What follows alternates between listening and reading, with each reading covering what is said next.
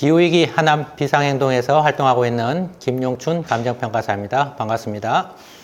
오늘은 두 번째로 하남교산 3기 신도시 중에서 지구계획 분야에 대해서 좀 알아보겠습니다. 여러분들이 많이 들어보셨을 겁니다.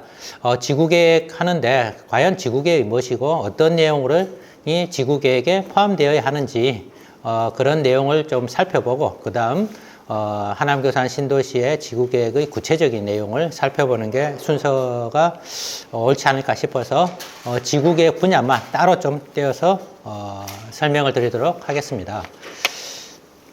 원래 지구계획이라 하면은 국토계획법에서 정하고 있는 지구 단위 계획을 말하는데 지금 신도시는 공공주택 특별법에 의한 공공주택지구입니다. 그래서 이 특별법에서 별도로 공공주택 지구계획이라는 것을 규정을 하고 있고 그 내용을 보면은 국토계획법에 의한 지구계획이 포함되어 있습니다. 그 다음 추가된 게 집단 에너지 공급에 관한 계획, 환경보존 및 탄소 저감 등 환경에 관한 계획이 포함되어 있고 그럼 국토계획법에 의한 지구계획이라면 과거 도시계획법에 의한 상세계획이 포함되어 있습니다. 그래서 말이 상세계획이 포함됐던 것과 같이 상당히 구체적이고 실행계획입니다. 그래서 예를 들어서 시설물을 높이, 깊이, 배치, 규모, 도로를 어떤 방향으로 크기를, 면적을 얼마나 넓게 할 것인지, 건축물을 어느 위치에다가 놓을 것인지 이런 것들이 구체적인 배치, 규모, 그럼 건물의 높이, 색채, 간판의 크기, 형태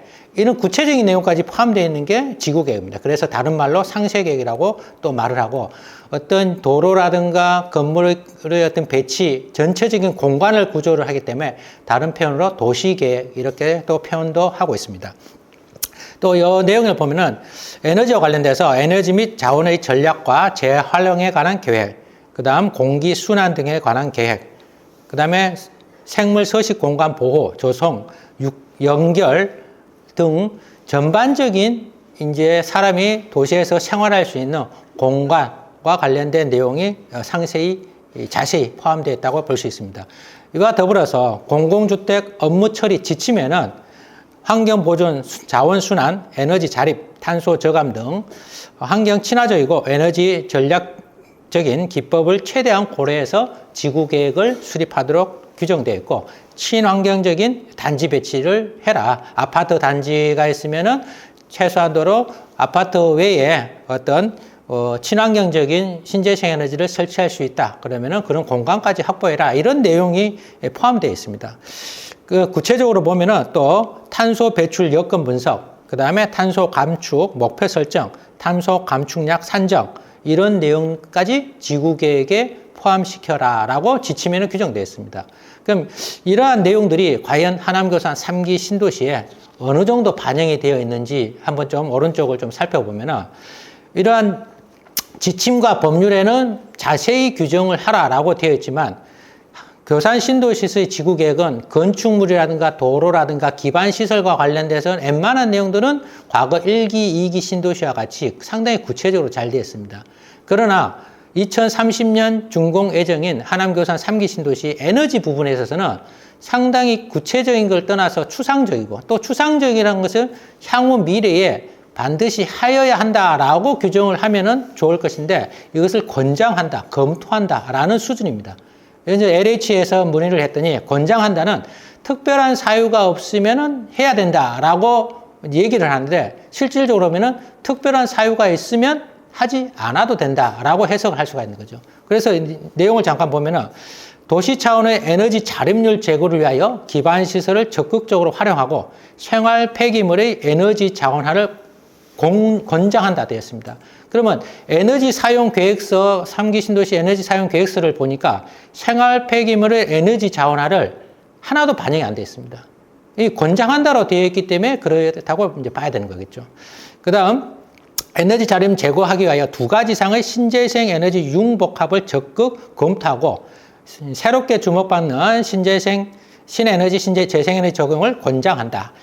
BIPV, CCUS, 스마트 그리드 등 새로운 기술 도입을 적극적으로 검토한다. 이 내용도 향후에 말씀을 드리겠지만 이 스마트 그리드라든가 CCUS와 같은 이제 탄소 저장 이러한 이제 포섭 저장 이런 기술들을 활용하고 여러 다양한 분산 에너지를 활용을 해서 스마트 그리드를 연결을 시켜서 이제 가상 발전소라든가 다양한 통합 에너지 관리 시스템을 이제 설계를 해서 도시가 에너지 자립을 해야 되는데 이런 것들은 일자리 창출 및 자족 기능 강화에 관한 연구 보고서에는 상세히 자세히 규정되어 있습니다. 그렇지만 에너지 사용 계획서하고 지구 단위 계획에는 이런 게 전혀 반영되어 있지 않습니다. 그러다 보니까 권장한다 또는 검토한다라고 되어 있으니까 사업 시행자가 안 할 수도 있다는 거죠. 지금 계획과 내용을 보면은 거의 하지 않는 게 맞다라고 이렇게 봐야 될 것입니다. 그 다음에 생활 폐기물 하수 등에 이용한 바이오 에너지화 시스템을 적극 도입할 것을 권장한다. 또 이렇게 되어 있습니다. 그 다음 하남교산 공공주택 내의 건축물의 총 에너지 자립률은 25%에서 20 플러스 알파라고 했는데 뒤에 잠깐 보면은 2023년부터 최초 에너지 자립률을 20% 단계를 의무화하고 있습니다. 그림을 잠깐 보시면요. 지금 현재 2020년부터 공공건축물 330평 이상은 5등급을 유지해야 되고 23년도에는 약 180평 되면 공공건축물은 의무적으로 해야 됩니다. 그러면 공공건축물이 500제곱미터라 그러면 모든 공공건축물은 다 의무적으로 2024년부터 5등급을 유지해야 된다는 거죠. 그러면 하남교산 3기 신도시가 준공 예정인 2030년에 어떠냐?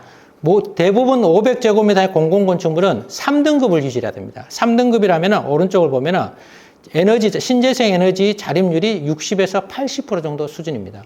그럼 교산 신도시, 3기 교산 신도시의 내용을 보면 공공건축물 중에서 공공혁신 허브 건축물만 지금 3등급을 유지하고 그것도 60% 이상 나머지 공공건축물에서는 아무런 규정을 두지 않고 있습니다. 거의 4등급, 5등급 즉 2030년 정부에서 발표한 내용보다 훨씬 미달하게 지금 3기 신도시가 지구계획이 지금 수립되어 있다는 것입니다. 그러면 민간 부분에서는 그냥 자율에 맡깁니다. 관련된 법률에 따라서 5등급을 유지하는 그런 수준에서 아무런 규정을 두고 있지 않습니다. 반영이 되어 있지 않거나 반영을 하더라도 정부 정책에 훨씬 미달되게 지구계획이 수립되어 있다는 것을 지금 확인할 수가 있습니다. 이 정도로 저희들이 지구계획이라 그러면 도시를 하나의 설계를 하는 겁니다. 약 3만 5천 가구가 들어서고 인구 8만이 들어서는 도시, 새로운 도시입니다. 거기에 지금 현재 2030년 준공 예정이기 때문에 2030년 정부 정책, 에너지 정책과 맞춰서 최소한도로 맞춰서 지구계획이 수립되는 게 원칙이고 또 그게 맞을 것임에도 불구하고 거기에 미달되고 있는 것을 저희 하남 시민들이 계속 지켜볼 수는 없고 적극적으로 개선될 수 있도록 관심과 참여가 필요할 것으로 보입니다. 이상 지구계획에 대해서 간단하게 살펴보았습니다. 감사합니다.